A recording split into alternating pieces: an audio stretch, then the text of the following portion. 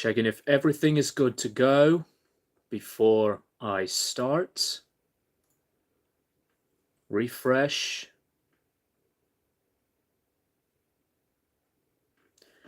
All right, so looks like it's going to go ahead. What is up, guys? The Strong Boys 19 here, and this is going to be an update slash a hangout. I know that I do look a little bit laggy, but not as badly like the last stream that I've done recently when I randomly decided to do an album reaction on the new Avenged Sevenfold record. But for those of you who have decided to join in, welcome. This is going to be another one of these streams where I'm going to show you guys which albums that I've purchased from the past month of June, and also that I've purchased some records from my recent holiday in North Devon. So, with that being said, let's jump right into this. It's in random piles, and it's going to be a variety this time into different genres, and I am looking forward to see what you guys are going to address during the live stream. I have no idea how long I'm going to be going on for. Maybe a couple of hours or an hour and a half. It just depends throughout the whole progression of this particular stream. All right, let's go to the pile of the CDs first. Excuse me. Okay, so the first two albums here are from a band that I have actually talked about when I reviewed their new album, and I actually did not come back to the band around the time last year when I did review the new album. The band is Porcupine Tree. I really wanted to get back into these guys because I've heard numerous people who are big fans of this band. This is the one that I have listened to so far. The very acclaimed and infamous album from the band, In Absentia.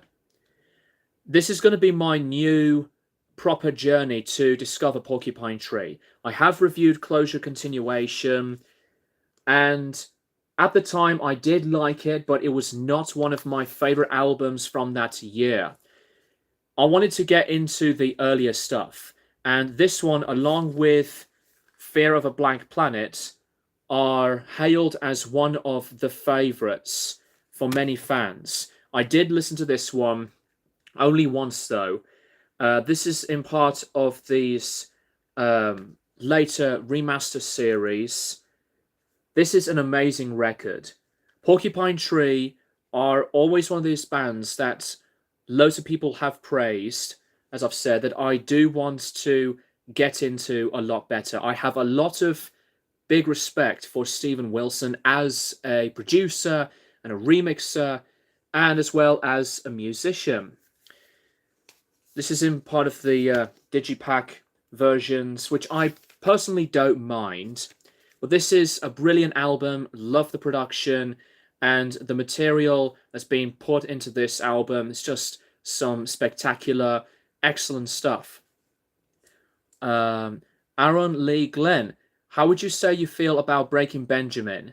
Saturate is definitely my album from them. I'm not a fan of Breaking Benjamin. I do respect them as musicians. They're not one of those types of bands when I was listening to some of their stuff. I don't have any of their albums in the collection. Not that I'm judging what you like, obviously. If you are a fan of Breaking Benjamin, that is great. Anyways, back to this. Awesome album. And Fear of a Blank Planet has been known as one of the greatest progressive concept albums of all time. I haven't checked this one out yet, but I am still very anticipated to finally play this album. I know that I am a big fan of some Dream Theater, huge fan of Mastodon. But yeah, Porcupine Tree are definitely a band that I think that I came at a pretty reasonable time to check out their discography. Oh, no offense taken, man. I have to say, I really enjoy your Korn and Slipknot reviews. Thank you so much, Aaron. I need to come back to Korn's discography and review Follow the Leader and onwards. Um, but with Slipknot, I only have to review All Hope Is Gone. That I know it's extremely late of an overdue because I wanted to review All Hope Is Gone around the time to dedicate the first 4 albums to Joey Jordison. It will happen, but it depends if it's really going to go as planned because it was going to be a collaborative idea. But yeah, I'm not going to move away from the album. I will review it. I do apologize. It has been taking me, ridiculously, if I could speak, way too long to review that album. Because it has been a year, I think, since that I had reviewed Volume 3, The Subliminal Verses. Anyway, next album, Frank Zappa, Sleep Dirt. This is one of those Zappa albums that is not as popular, but since that I am a big fan of Frank Zappa, I wanted to buy Sleep Dirt because there are some fans that do love this record. It's a instrumental packed record, jazz fusion-y type of style. I actually think this is awesome. Some awesome improvisations and the skill work from the maestro himself, Frank. And it's a fun listen when you think about these jammings and the heavy, I would say the heavy progressive in terms of the ideas that were there, but it's like a loose but well thought of plan. So yeah, Sleep Dirt is another one for my Zappa collection, and that's in part of the phenomenal 2012 remasters from both Universal and Zappa Records. Sedition Through Scorn's early notification game. It's nice as always seeing these live streams and hoping you stay hydrated and productive. Same to you, Jake. Good to see you. Aaron again. For me personally, the older I get, I enjoy Issues more than Follow the Leader. Same here. Follow the Leader is still a great album. It is. But Issues definitely brought back that darker sound that was on the Life is Peachy album. Yeah, Issues is one of my most favorite Korn albums. Next album. Actually, no, there's 2. I do apologize. The next 2 are from a band, a supergroup that I do love very much. These guys have finally released their discography on CD and on vinyl, the reissue. This is the self-titled album, which I've played a lot. I apologize if YouTube's reconnection happened, so fuck off, YouTube. Anyways, Off are an amazing supergroup hardcore punk band. Guys, since the lag just happened, let me know if the audio is okay and the picture quality. I apologize, it just happened. But yeah, this was released originally back in 2012, and I do love this record. Off one of those bands that are so like pulverizingly raw, really in your face, basic driving punk mayhem. Keith Morris is one of my favorite punk vocalists, like with Henry Rollins.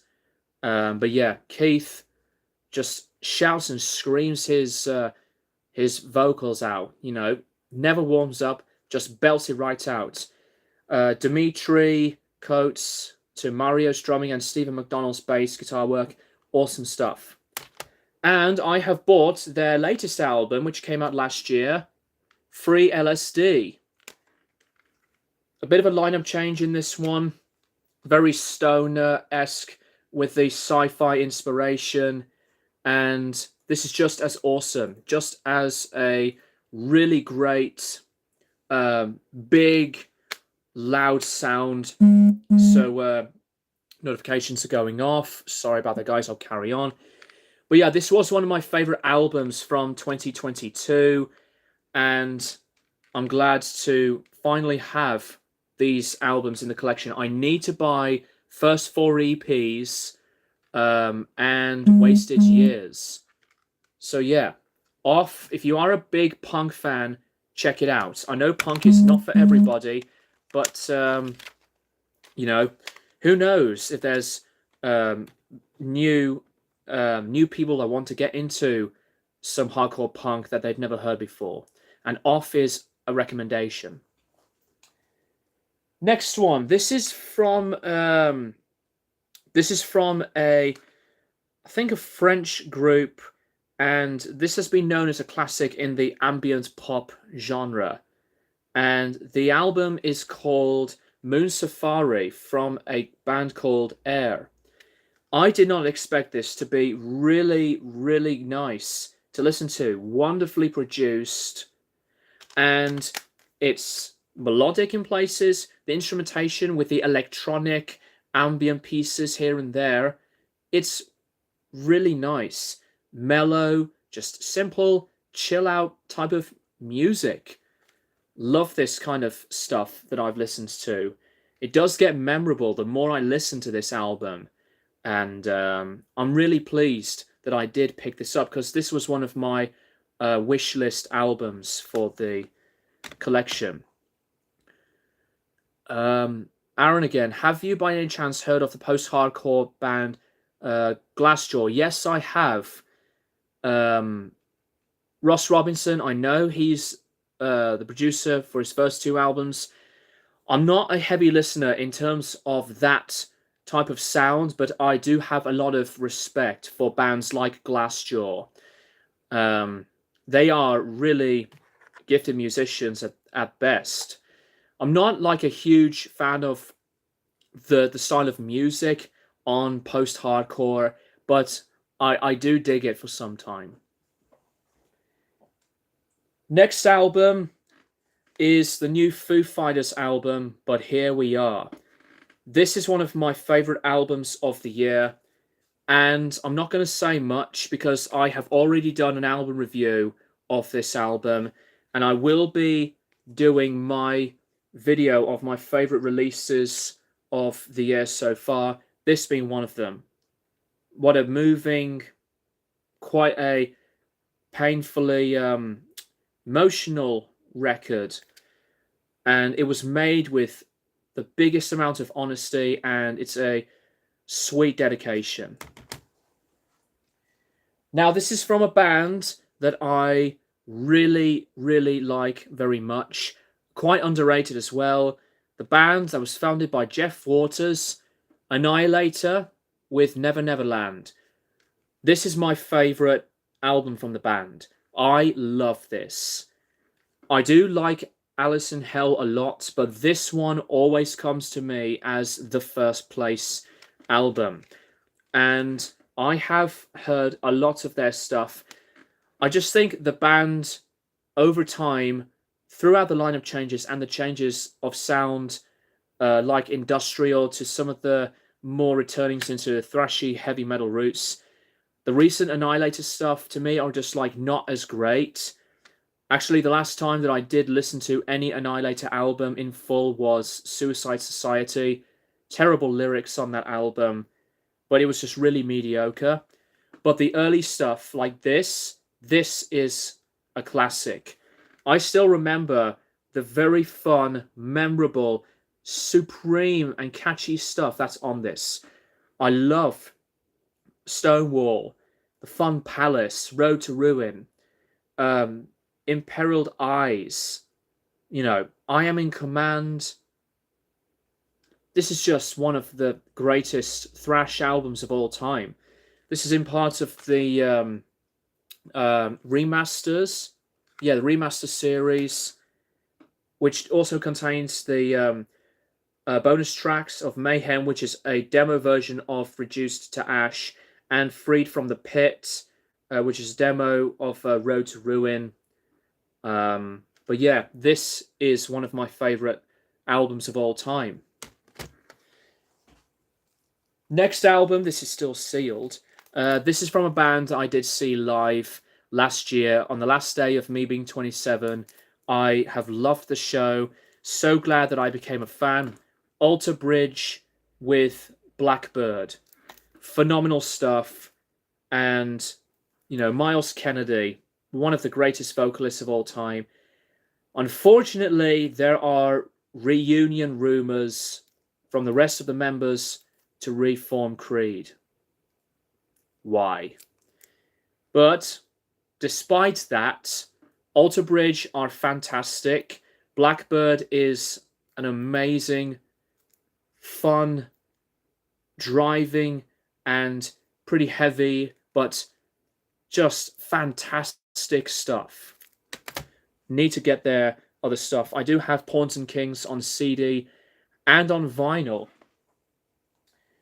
Decided to pick up another album for the Black Sabbath collection, the Reunion live album that was made in the late 90s.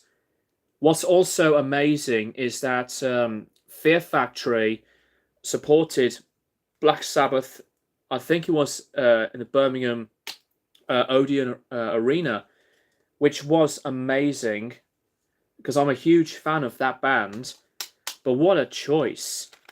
But yeah, I didn't have this for a really long time. Ever since I started collecting the Black Sabbath stuff.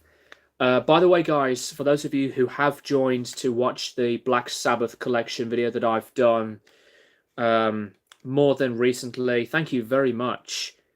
And, you know, I'm pleased to finally have this 2-disc version of this live album to the collection. I am going to be getting the 40th anniversary of the Live Evil box set. Do you enjoy any of Deftones albums? I'm a huge fan. They will be mentioned later on. I have also reviewed White Pony in my segment for Classic Albums Revisited, if you want to check it out. And I have mentioned my personal attachment to Saturday Night Wrist, one of the first videos I've done from this year. And I see that album as very underrated. The next album, this is from a band called Wardruna, and I'm not going to pronounce the album name, but I've heard great things about this band.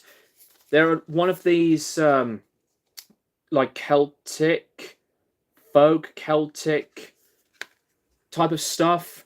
I'm really new to this different genre. However, I am looking forward to check this band out and the genre itself. Around the Fur is definitely my favorite, but I also love the self-titled a lot. Adrenaline is a really good debut. I'm not a fan of the production that much. The guitars are weak sounding, but I love some of the stuff on there. Queensryche with Empire, and this is in part of their remastered series. Sorry for the reflection. But since I have Operation Mindcrime, but the 2-disc version is different to this one. Yeah, the 2-disc edition of this classic. So yeah, this was released in 2006, and the version here of Empire was released 2003. But yeah, I really am going to be checking out more of this band. I'm not going to bother with Frequency Unknown and Dedicated to Chaos because I've heard loads of fans. Hang on, sorry. I've heard loads of people that they have slated those 2 albums. My apologies, I meant the album they did after White Pony. Oh, hang on. I think I've fucked this bit up. No, you are right. Sorry, the self-titled, not Adrenaline. Sorry. Yeah, the self-titled, I got to love more of that album. it is as an underrated record like Saturday Night Wrist. Minerva is a phenomenal song. I love Hexagram, Anniversary of an Uninteresting Event, Lucky You, almost all of the album. I just think that Moana is not a strong closer to finalize the album. But yeah, it's their moodiest, their darkest album. And I really got to take a lot of the time that I had to appreciate the album a lot better. Because I wasn't like a huge fan of it. I thought it was one of my least favorites for a long time. But when I revisited Deftones, I played that album a lot. The next one, what can we say about this live album? Especially that it's a part of the MTV Unplugged series. Alice in Chains Unplugged. Forget Nirvana's version. Even though Nirvana's MTV live album is really good, this one is one of my most favorites. I love this. And this is closely been my favorite in the MTV Unplugged series. But my favorite probably is the Neil Young Unplugged one, although the Pearl Jam one is just as awesome. This one, though, this is like one of the top favorites for me. Jerry Cantrell, I think from what I've looked at, he was suffering with a cold, but he still sounded very nice. And they did play a great selection of songs. What pissed me off, though, towards the end of this live recording, someone shouted, I think it was Freebird, before they played their new song at the time, Killer Is Me. Shut up with that Lynyrd Skynyrd Freebird request garbage. Anyways, that annoyed me when I heard it. But despite that, this is just as phenomenally well performed and it's well recorded. The last one from a band that has been known as one of the masters, the legends of doom metal, Candlemass, Nightfall. Now, this is going to surprise some people. I actually did not check out Candlemass around the time when I wanted to get into the genre. I was into some Electric Wizard, to some Sleep, but I didn't check out Candlemass at the same time. I should shoot myself in the foot at that bit, because this album is a masterpiece. I always know that this was one of the must-hear albums in the genre. I do have Ancient Dreams on CD and Epicus Doomicus Metallicus on CD as well. This is in part of the Peaceville reissues. And it's just outstanding. Love some of the riffs and the songs. You know, The Well of Souls, The Gallows End, Bewitched. How can you not recommend this album if you are a big metal fan and for anyone who wants to get into this particular style of metal music? Love this album. Okay, so that is that with the CDs. And I've also just realized I didn't display other Alice in Chains albums. So I'm here to say that I was mostly prepared, but I managed to now have the complete Lane Staley period. Dirt is also one of those majestic albums in the grunge genre, and I think sludge metal as well, because I don't see Alice in Chains all the time as a grunge band. So this is just as a giant monster of a record. Love a lot of the songs on here. However, this version does have an incorrect track listing, because after I think it was Down That River, Down in the Hole was played next after that song. But track 3 on this version is Rain When I Die, and Yet Alone, that track was played later.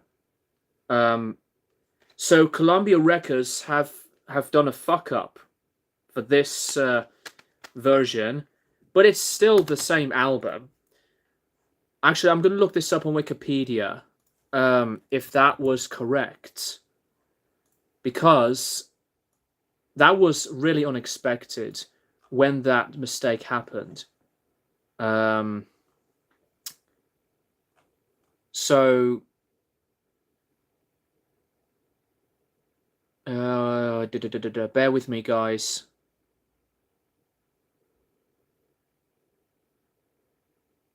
Right, so yeah, Down in the Hole was placed as the 11th track, and it was not placed correctly from the track listing when I listened to the album.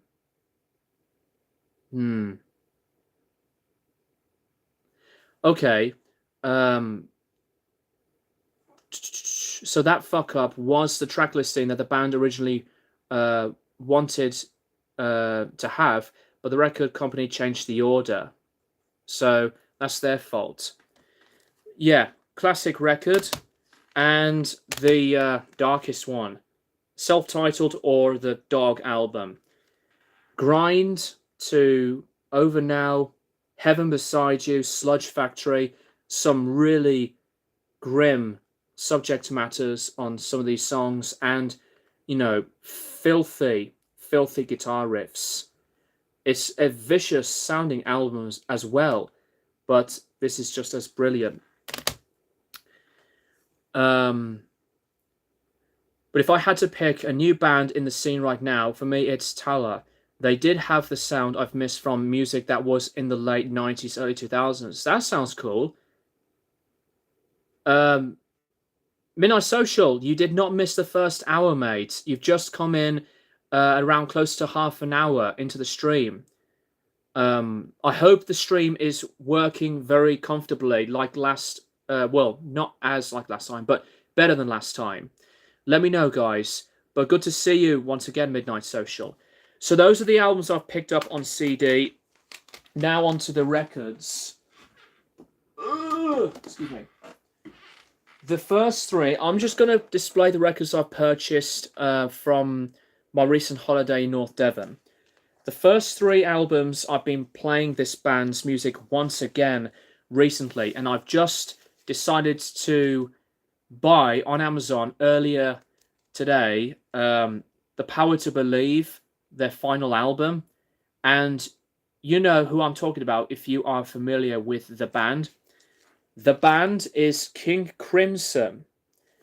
So I've bought these 3 200-gram pressings, Lark's Tongues in Aspic, which is a phenomenal, mental, improvised and powerful album.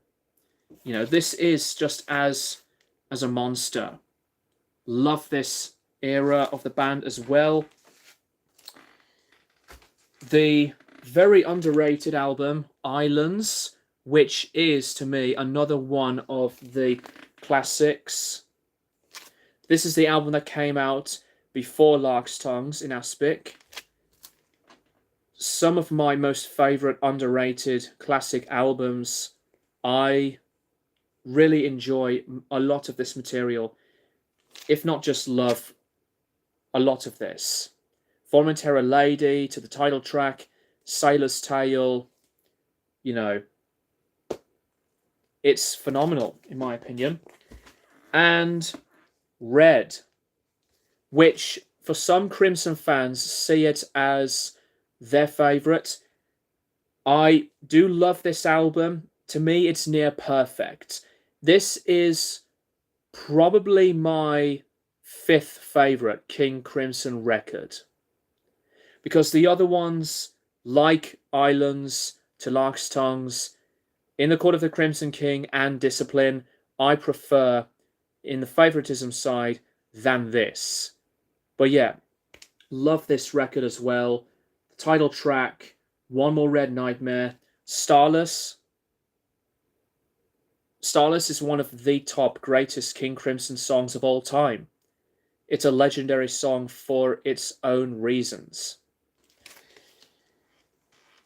The next band is Wire. This is the debut album, Pink Flag. This is in part of their 2018 remasters through their label, and this is also another really energetic and fun, but yet such an energetic sounding late 70s punk sounding album. Obviously, they went into some experimentalism along the way, like other bands, but this one is, to me, an excellent album. Not my favorite Wire album, but it is up there. Let me get this bag.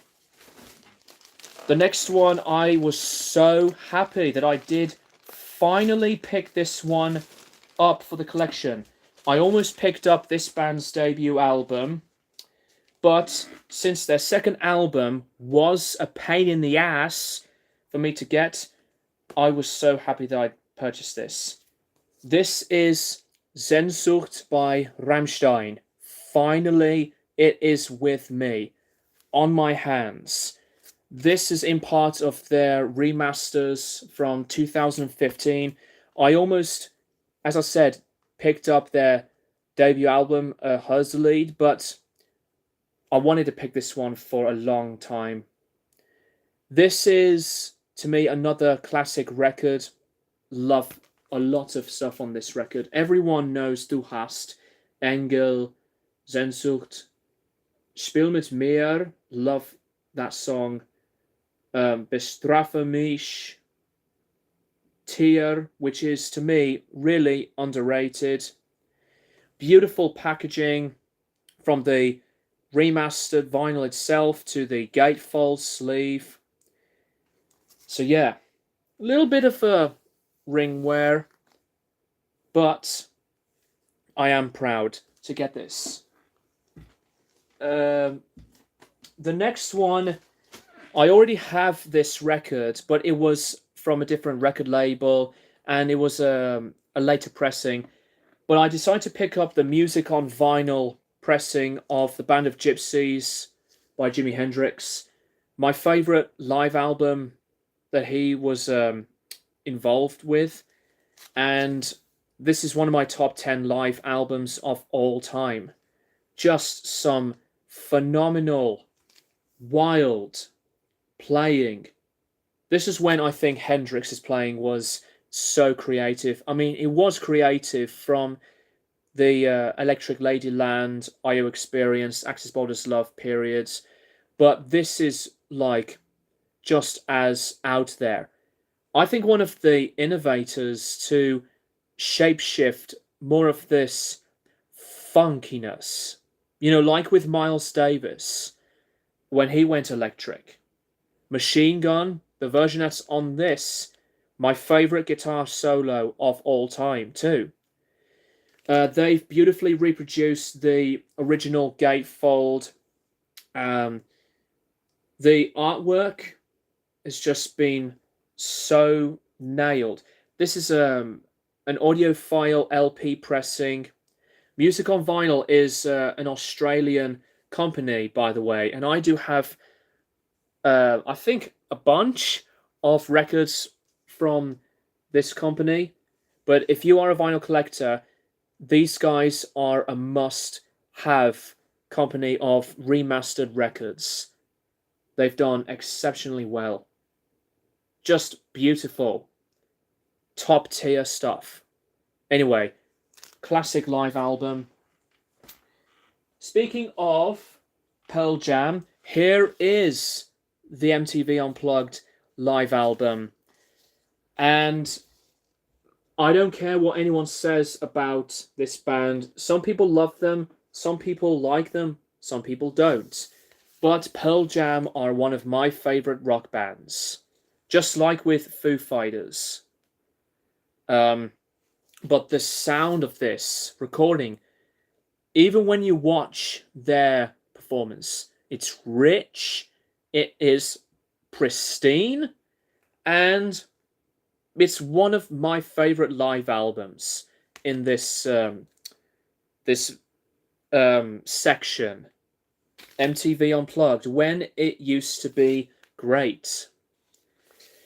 The last record I've picked up from the holiday, I think that's nearly all of them. Yeah, it is. I'm going to get that right now.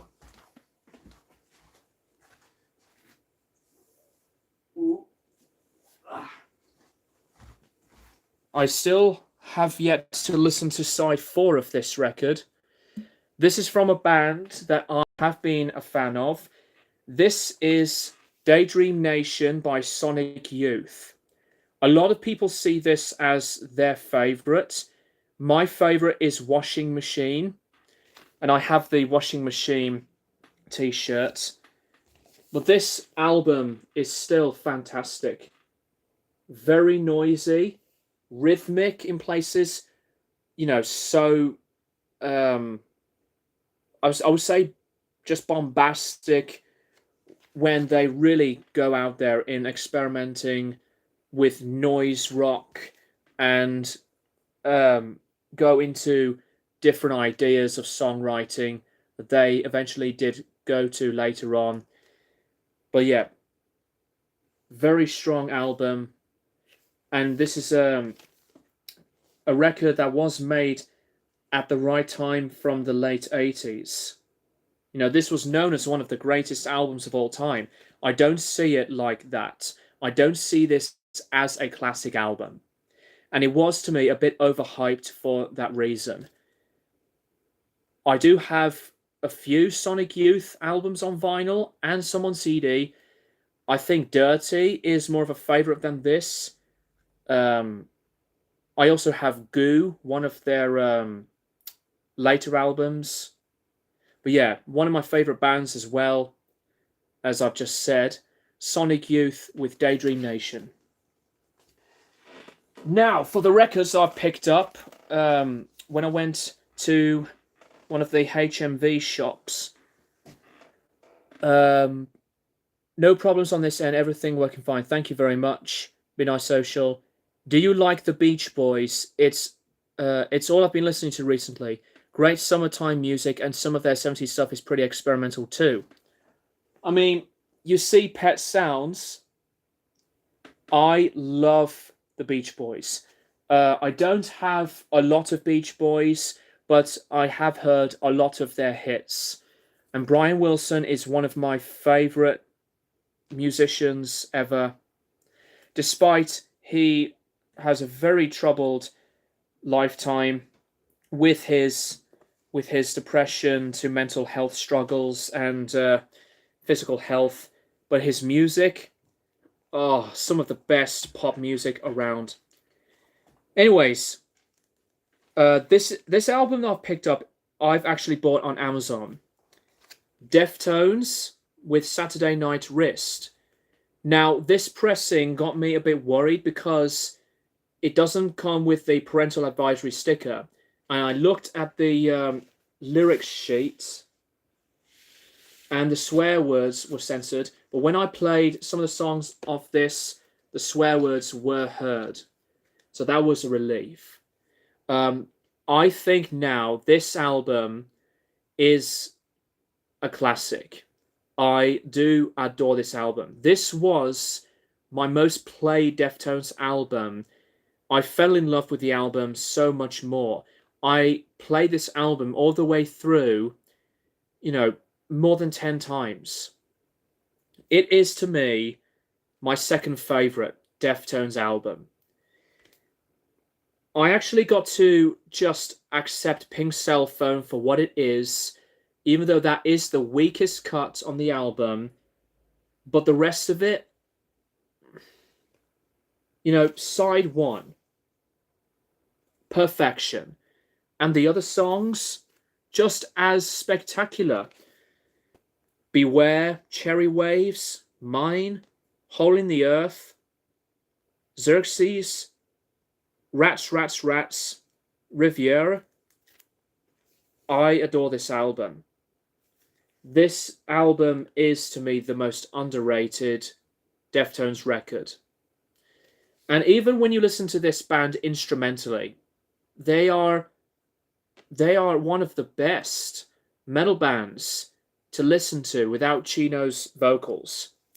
But yeah, Saturday Night Wrist was a huge addiction to me when I played this album. I've mentioned this band earlier on, Off, with his self-titled album, same version from Fat Possum Records, the re-release, still got the price tag. So, if you want to get into some more newer hardcore punk bands that's been around for over a decade, don't miss this supergroup out. That was the chair. Now, this album has been known as another one of those essential records in the genre. And when I picked this up, I had no expectations. I was really curious. But once I did play this, I'm actually happy that I did get into this band with this album. And I need to get their new album. Yo La Tengo. This album's called And then Nothing Turned Itself Inside Out. Bit of a weird one to pronounce. Well, bit of a tongue twister. But this is a double album pressing, and it was released in 2000 through Matador Records. I was thoroughly absorbing this stuff heavily. And now that I have grown to be a new fan of this band, I want to get into their other well-acclaimed records in the discography. Oh, excuse me. Spiritualized, once again, with this album, Laser Guided Melodies, their debut album. This is the reissue, and originally this was all black, and these two figures are white. That pressing, double album pressing again, but I really like this record. Not my favorite Spiritualized album. I do have Everything Is Beautiful on vinyl, which was one of my favorite albums from last year, and they are another one of my favorite UK experimental rock, space rock, very melodic, moody style bands, but moody in a way that it's so, comfortable and, huge stuff.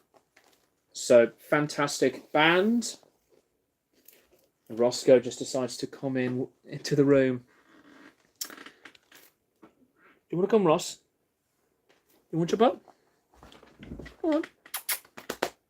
Come on, Roscoe. I've got albums to show. He Bubs. No, he's just sitting there. Right, next one. One of my favourite debuts of all time. Wu-Tang Clan's essential record. The debut, Enter the Wu-Tang 36 Chambers. And I was also, one of those people that really appreciates hip-hop, but from the heyday, as you call it. And this is one album that needs no introduction. I always think that Old Dirty Bastard is my favourite member of the Wu, but the other members, Method Man, Ghostface Killer, some of these songs Protect Your Neck, Bring the Ruckus, Shame, and this highlight of a song too. How can you not know this song if you do know some hip hop gems? One of those other essential records of hip hop, and you know, I will be very surprised if some people would not know this album if they know a bit of hip hop. Because Wu-Tang Clan are one of those groups when they are just, unavoidable and so popular. Can't believe this album, by the way, is going to be celebrating its 30th anniversary. Next up, my favorite Wire album, 154. Again, 2018 remaster, and I love this record. It's got the lyrics on one side, whereas with the remaster of Pink Flag that I've displayed earlier, has lyrics on both sides. Yeah, excellent stuff. I think this album is probably going to be another addition to my favorite albums of all time list. Excuse me. Just like with Saturday Night Wrist. And the last record to show, Radiohead in Rainbows. This is also another great album from one of my other favorite UK bands. And, Radiohead just have some of the strongest discographies in rock music. I know I keep having the price tag stickers on some of these records. I'll have to peel them off. So, some Radiohead fans say this is their favorite. I can understand and see why they would see this as a classic. However, this is not my favorite Radiohead album because my personal favorite is Kid A.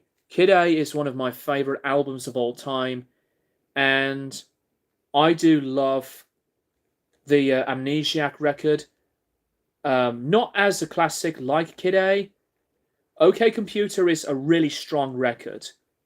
However, when it comes to Radiohead as a whole, their discography is, to me, some of the UK's finest. I need to get Hail to the Thief, The Bends, A Moon-Shaped Pool, the other ones. I do have Kid A, this one, and Amnesiac on vinyl. Obviously, I need to get OK Computer. I do have that one and The Bends on CD, and also Pablo Honey, A Moon-Shaped Pool back there. And the last item that I have picked up, this is in part of my Lennon collection. This is the book that says Who Are the Plastic Ono Band, with a giant collection of photos to loads of the information and the lyrics around the time to celebrate the debut album's 50th anniversary. John Lennon's debut album is, to me, my favourite solo and debut album of all time. There was no other album that had absolutely moved me in a way that I would be experiencing someone very raw, personal, and as artistic in a heartfelt and really just honest way. There's so much description that I would say about that album. I have reviewed it. I need to re-review Imagine. Some people may be asking that Lennon's debut album is not really his first. I'm not interested in reviewing the unfinished 2 records with Yoko involved of Two Virgins and Life with the Lions. I'm not interested in reviewing the White Album. Oh, the Wedding album. Sorry about that, guys. But yeah, I just want to stick into Lennon's main discography. Started with the first album to Double Fantasy. Yes, I know some of the later stuff does have Yoko, but you know, I want to go into the main proportion of Lennon's solo career without reviewing the avant-garde stuff, because you know there's not really a lot of stuff to talk about those albums before Lennon's debut album came out. But yeah, really glad to have this, and it is in part of my Lennon collection. I think that I may have missed a couple of things. I'm trying to find them. Ah, yeah, almost done with the CDs. Just found them just now. These two albums that I've picked up are on CD from the holiday. Catherine Wheel, Chrome. This is another one of those really acclaimed and popular albums in the genre of shoegaze. And the cover art was designed by Hypnosis as well. I love the sound of this album. These tracks just go and connected together perfectly. I love tracks on this album. Crank to The Nude, the title track. Excuse me. Fripp, Show Me Mary.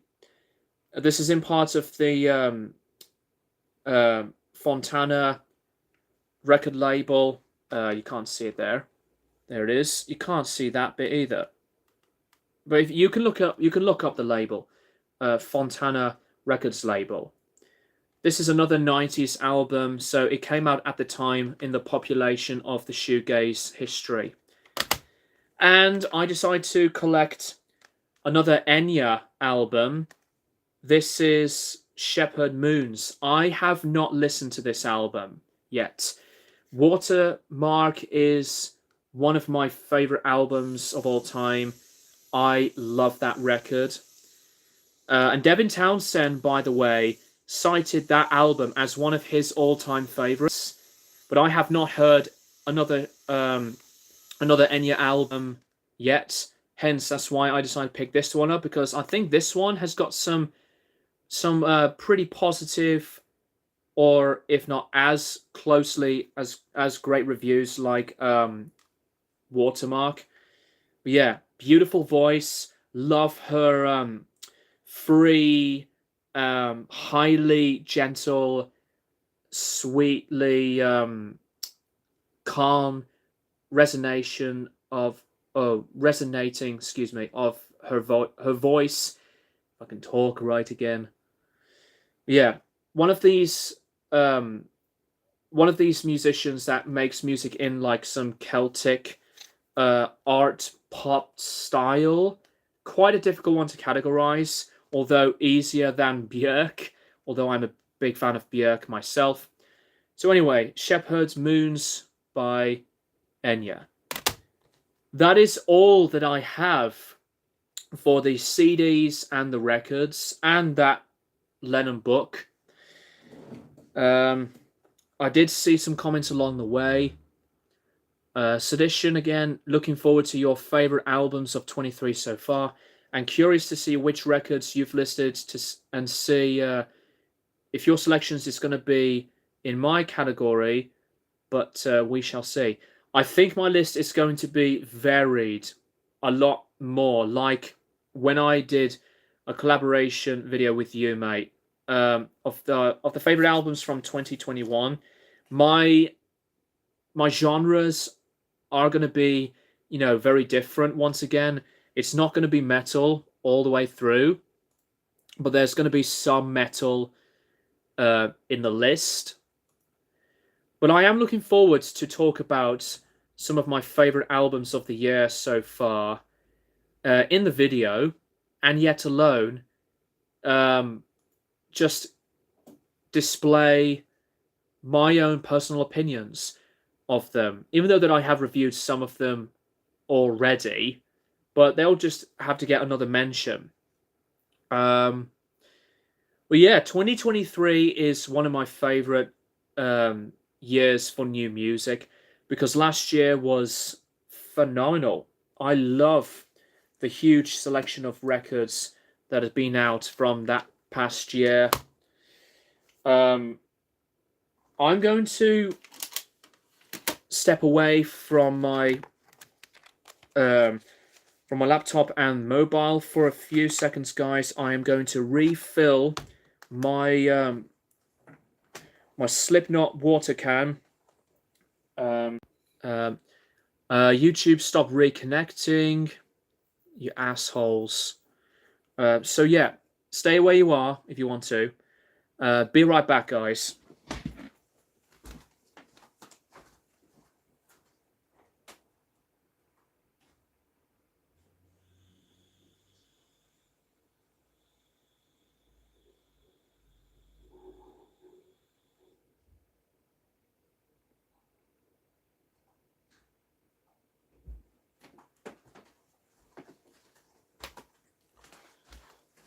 Oh dear.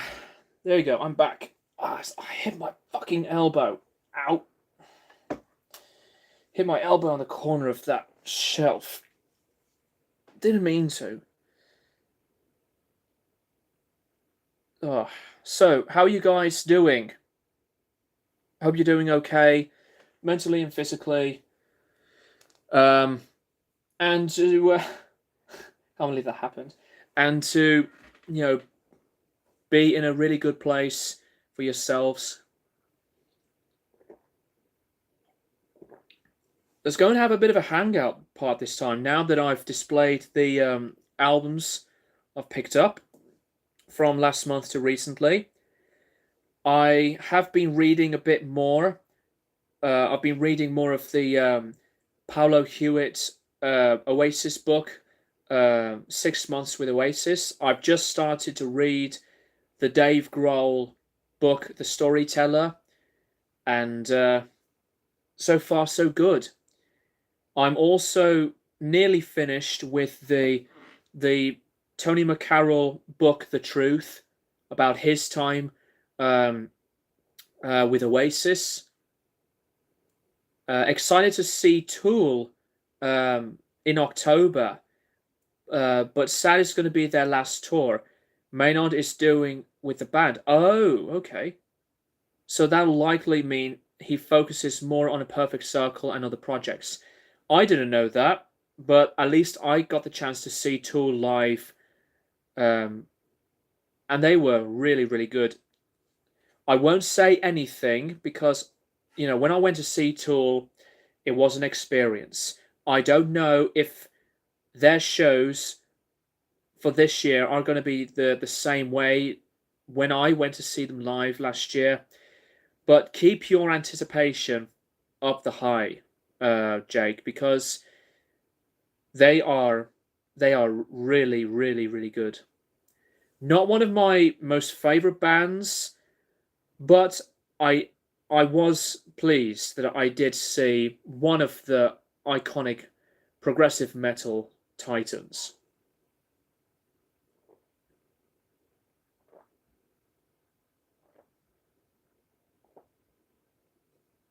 Well, this message is held for review, um, according to what uh, YouTube says.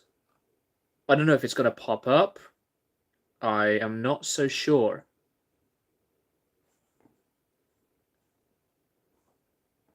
Nah. So, what have you guys been up to? Any music you've been playing? Hope you're keeping yourselves up to date into your personal path. The stream has just hit its hour. I think I would like to probably head off in about half an hour, um, because I think an hour and a half is going to be, to me, more comfortable instead of 2 hours, because after like the first hour to an hour and a half, I would be running out of things to say. But it just depends um, if the engagement continues on. But we'll see what happens. But I'm pretty sure, more than likely, that I would like to wrap it up in about half an hour. I've really gotten into Killswitch Engage, and All That Remains a lot. Yeah, Killswitch Engage are one of my favourite metalcore bands. All That Remains are pretty solid. I don't love them as much as Killswitch Engage. I've never seen them live. Trivium are another band that I would love to see, though, because their discography is one of my favourites. Killswitch Engage, though, they are, to me, some of the best in the genre.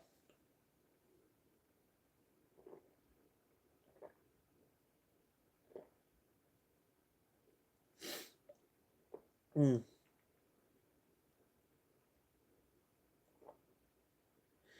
I'm not one of these people that does like to listen to metalcore because it does get very predictable.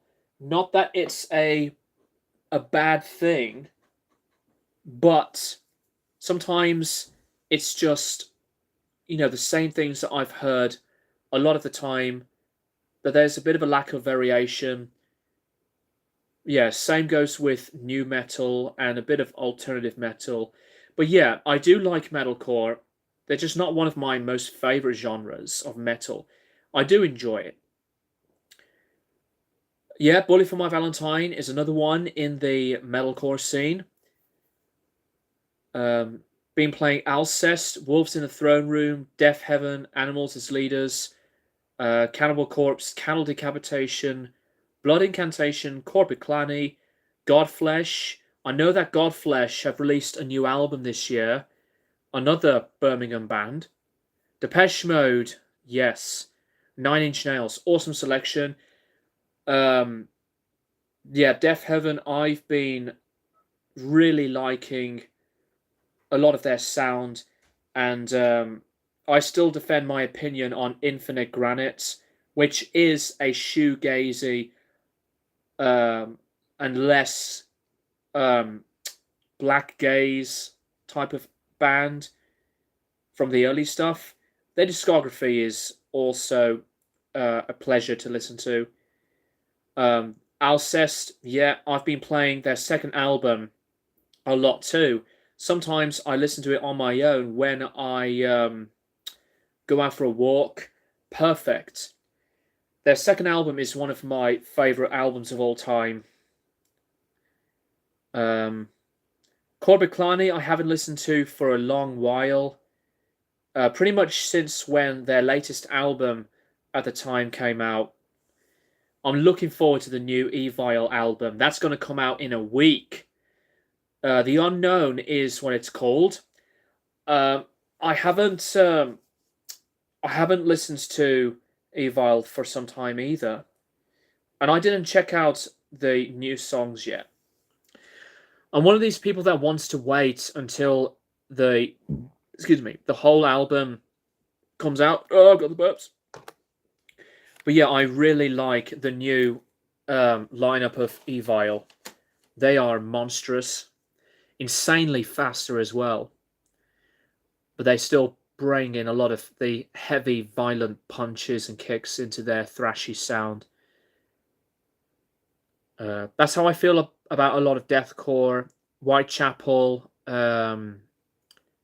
Whitechapel is probably my favourite out of that style. Fair enough. I don't like deathcore at all. Loathe is another great new band out right now. Never heard of that band, Aaron. Um, but yeah, you can like what you like, as I always say. And, I'm one of these people that does really like to be as open as possible to address anything in what speaks in my mind. Hello, Roscoe. Um, I know they are pretty unliked, but I really love the new Stain song. They are definitely one of my favorites. I actually, when I was getting into music, I actually did like the song Right Here from Stain. But over time, I've moved away.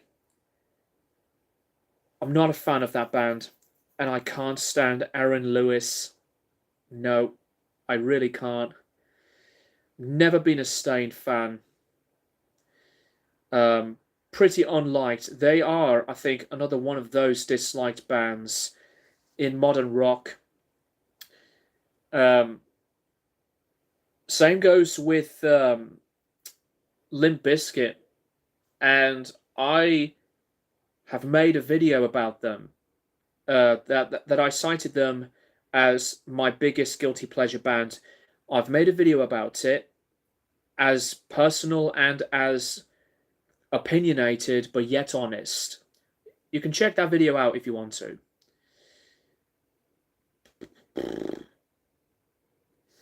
But yeah, I remember my stuff with Limp Bizkit throughout my journey. Um, Cattle Decapitation, Terrorsight, one of my favourite albums of the year. But the Depeche Mode album is one of my top, I think, one of my top three, probably.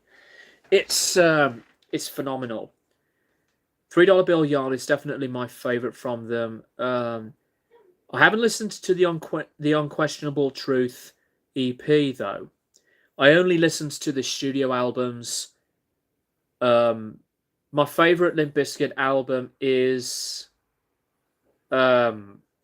maybe Significant Other. Although now that I've mentioned about this band now, I have bought and got the finally released CD version of Still Sucks. And it is an album that was highly self-aware back at the time that I didn't like it. It was at the phase when I disliked the band.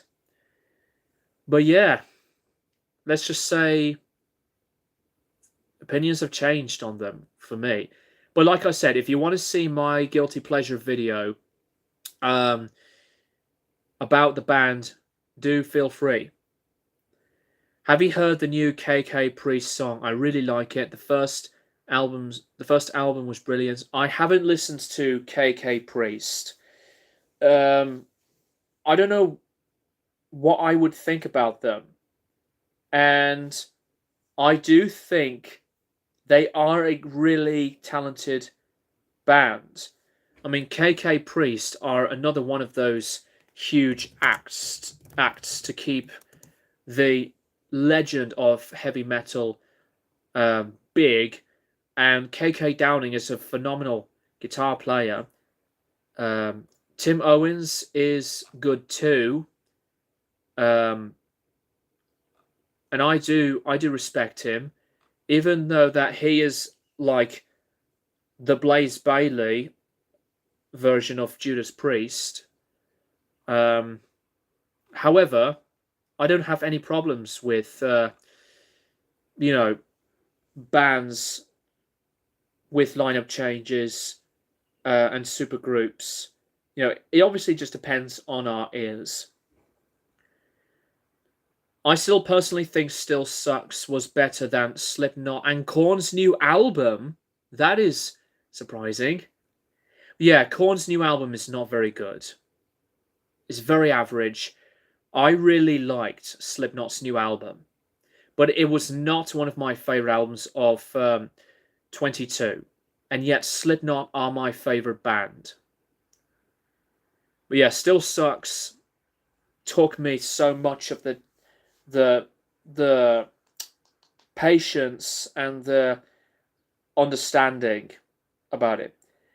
The song that I used to have in my head way too many times, ever since that I've been listening back to them, was Dad Vibes. That song was a big addiction. I played that song like a gigantic bunch of times to no end. I can't tell you how much I've listened to that song, even though it's 2 minutes long. But that is the best Limp Bizkit song in ages, and um, it's my most played Limp Bizkit song. But yeah, one of the best and catchiest songs by Limp Bizkit.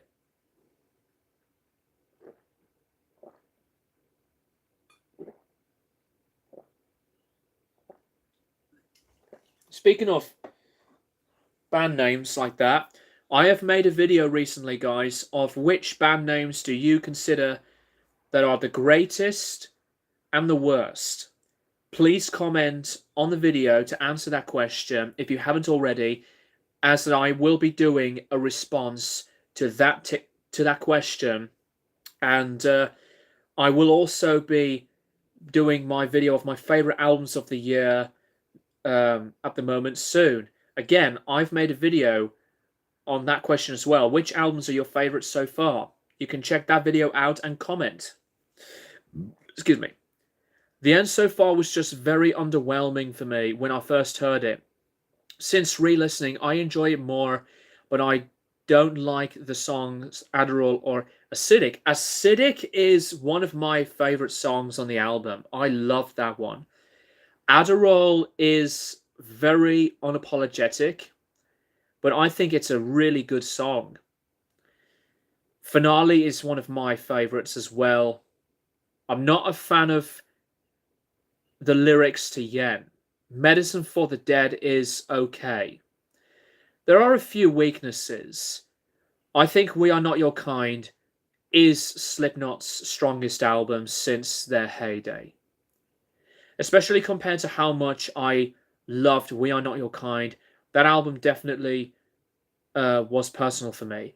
Yeah, I did see Slipknot on that tour, the We Are Not Your Kind tour, when Behemoth were the supporters. That was Slipknot at their very best. It was my third time seeing the band live through a third different lineup change. But oh my god. Slipknot, along with Rammstein, they are my favourite band to see live. I am also possibly going to be seeing Fear Factory live. That is, if the tickets are still on sale. I'm a huge fan of Fear Factory, and I would probably like to go see the Chemical Brothers, another really iconic group from Manchester in the breakbeat, electronic style wave of music. But I honestly hope to see them put another strong record. I think they are probably almost done. I think the band are going to continue. They're going to go independent since they are no longer signed to Roadrunner Records.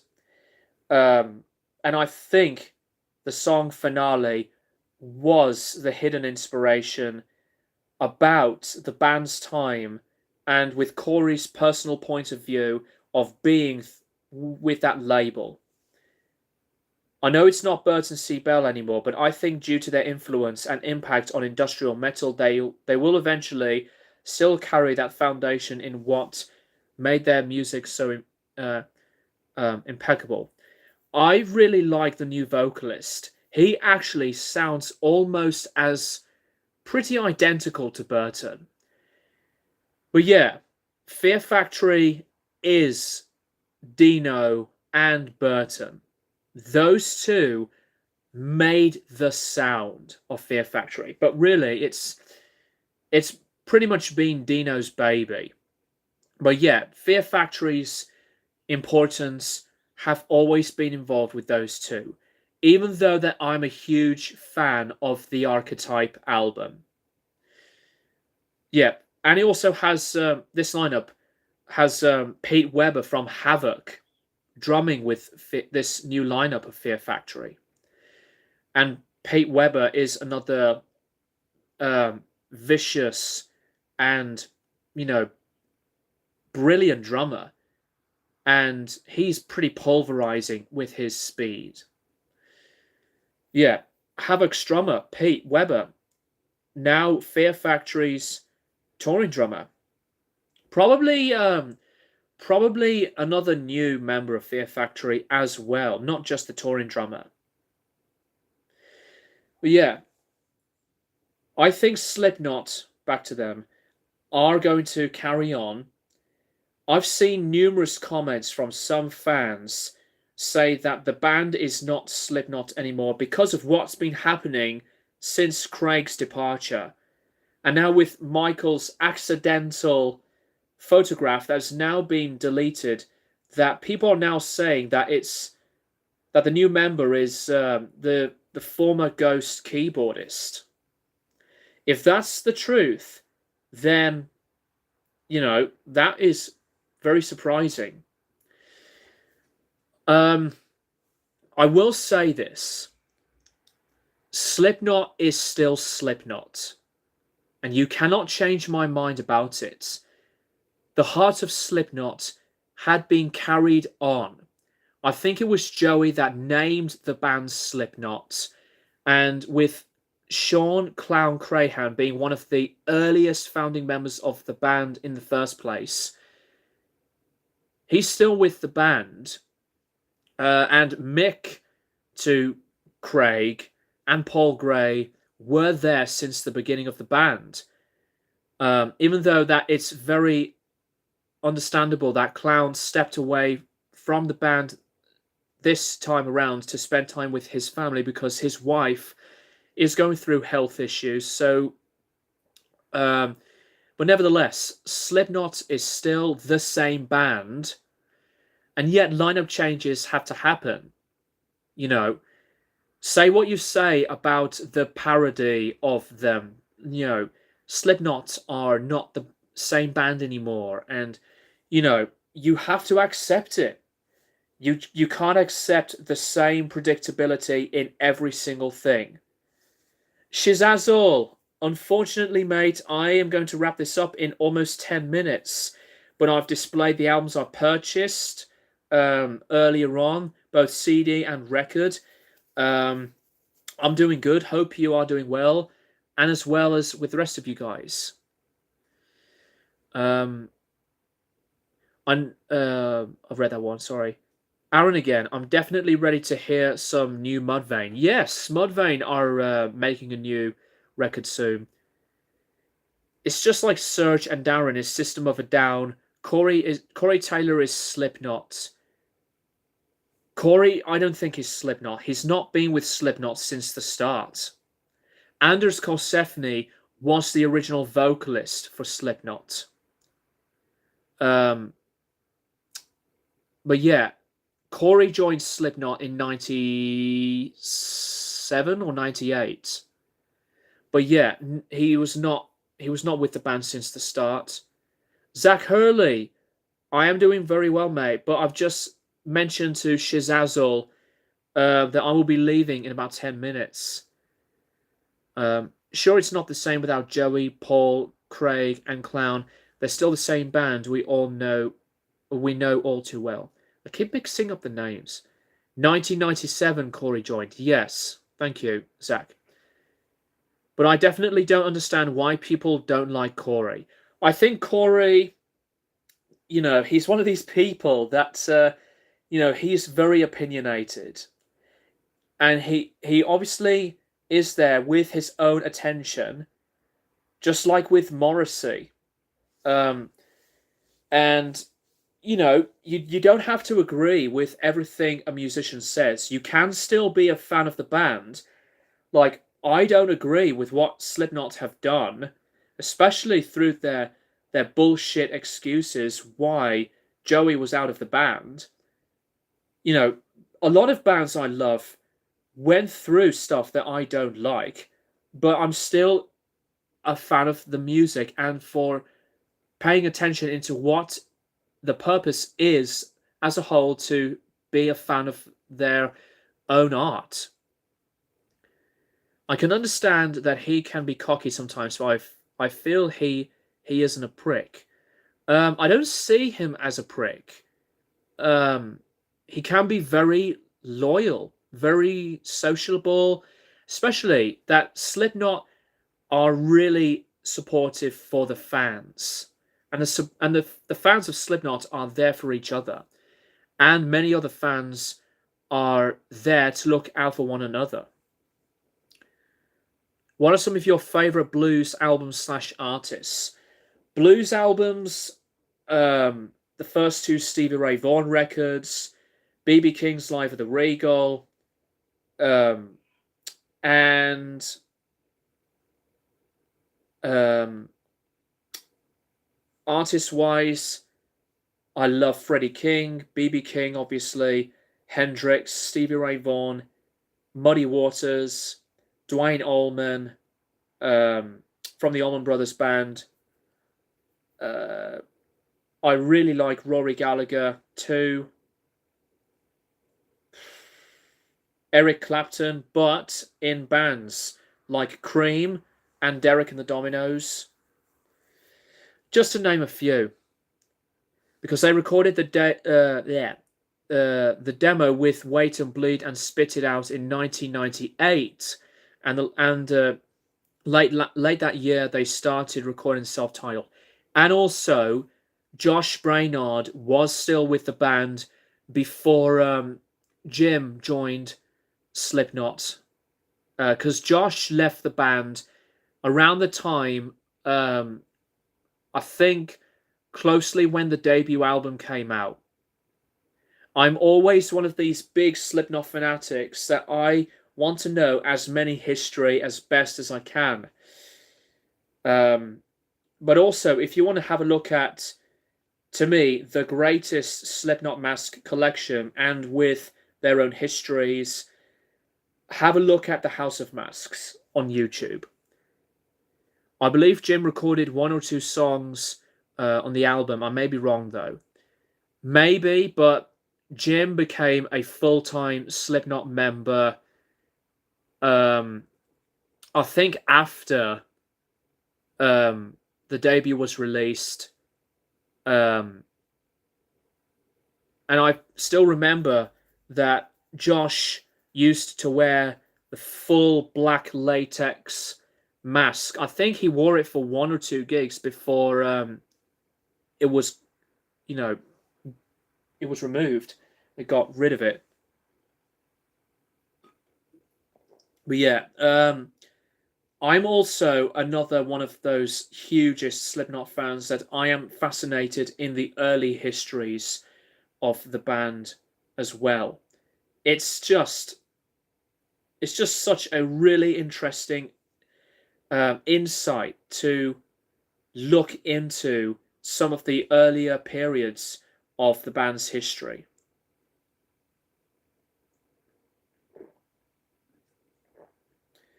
Right, guys, I'm going to wrap this up in 5 minutes.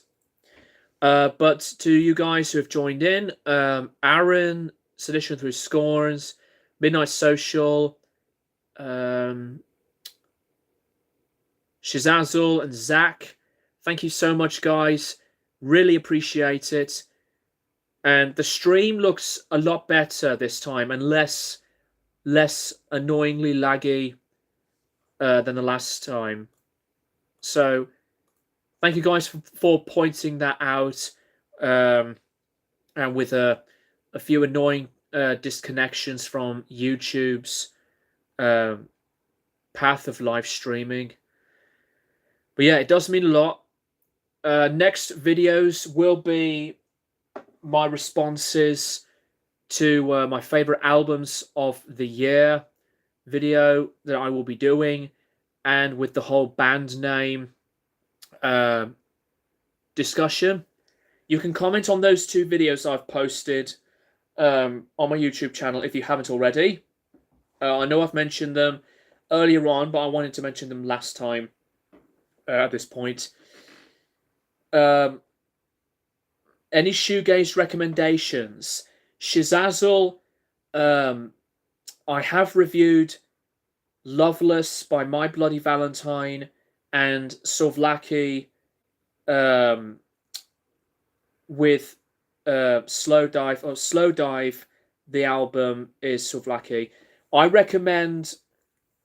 I recommend Catherine Wheel, the first two albums, Ride, Nowhere, and have a look at rateyourmusic.com. They are an excellent website, especially for making random lists for both music and films. But yeah, shoegaze is obviously not for everybody. It is to me a legendary and yet quite a misunderstood genre. Where does the username the Strong Boys 19 come from, Bobby Mann? Um, so that name came about when I was 14, and my best friend's channel name was called the Hardy Boys 11. Um, and I believe the Hardy Boys was some kind of wrestling group.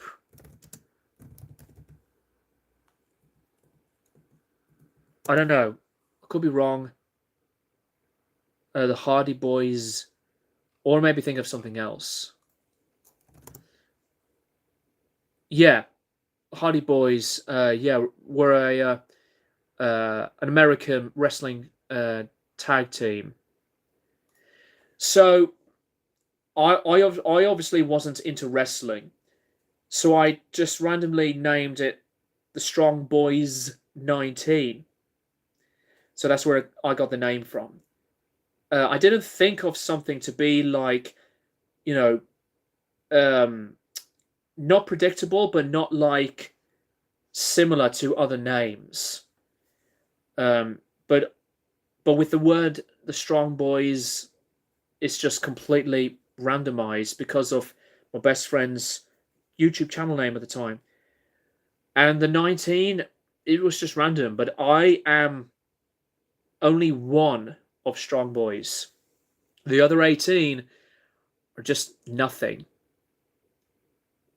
Because there's only one person with the Strong Boys name, and that's me. Okay, you've been using that site as of late. I also recommend some YouTube recommendation videos of the shoegaze genre shizazzle. Matt and Jeff Hardy are a wrestling tag team that, yeah, popular in the 90s. WWF. Do you ever speak to Callum Moon Sorrow? How do you know my best friend's name? Moon Sorrow 15. That was his previous channel name. How do you know my best friend's name? I don't know about you, mate, but that is kind of, weird to know. How do you know his name? And yes, I do speak to him. I do speak to him because me and him known each other for over 20 years. I've been following you for over 10 years. Okay, that's really cool.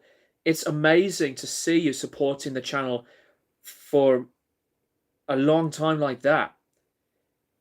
I just didn't expect that you actually know his name. It was pretty freaky, to be honest. But yeah, thank you very much for supporting Bobby. I remember your vlogs to Wales, etc. Yeah, that was probably my only time that I went to Wales. We'll keep in touch about a video towards the end of 23 and see where it'll be from there on. Yes, we do. Sedition Through Scorns. You can message me. However, in terms of the band gigs that I am doing in December, I have one, two, three. Hang on. Five gigs in December. So I am going to be thinking about doing my album of the year lists Um, maybe before Christmas. Maybe before Christmas Day, I mean. I saw you play at a gig at Victoria Bikers Pub in Colville, Leicestershire. Yes, I don't know who you are. Maybe you have seen me live, but if you want to come up to me and tell me that you are Bobby Man in person, please let me know. We will be back there. We will be back at the Victoria Bikers Pub. In the 21st of this month. So, Bobby Man, thank you so much for watching me on YouTube and seeing me live. I really do appreciate it. That's unexpected as well. But at least that you do support live music. It does mean a lot. Bro, I haven't been listening to anything new this year. You're welcome. Anytime, Bobby Man. It was really unexpected. But yeah, you can come in person and hang out with me. Maybe before or during the break. And you can hang out with the rest of the band. But thanks for that, Bobby Man. But yeah, Shazazzle, you need to listen to a lot of stuff this year.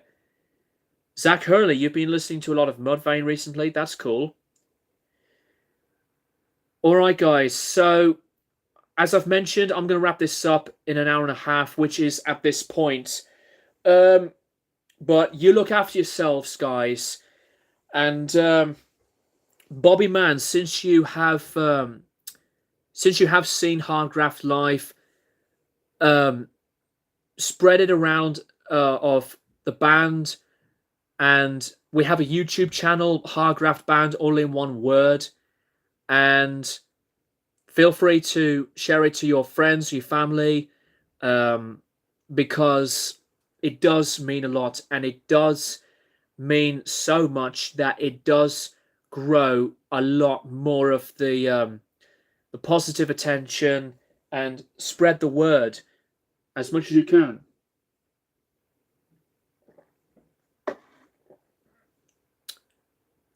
May Christ be with you, man. Take care. Take care, Shazazzle. Bobby, man, thank you very much for popping in these last few minutes. And as well as with Shazazzle, Zach, and the others, you look after yourselves. I am planning to live stream, hopefully at the end of August. But if not, I will let you guys know through a video or through a community section post on my YouTube channel. So stay positive. I know it's been crazy lately, but stay awesome and be strong, believe in yourselves, and support music and do what makes you happy, as I always say. Thanks for the chat. Have a good week. You too, Zach, and with the rest of you guys. So, much love, peace and love. Thank you guys for watching. And as always, I will see you all in the next stream.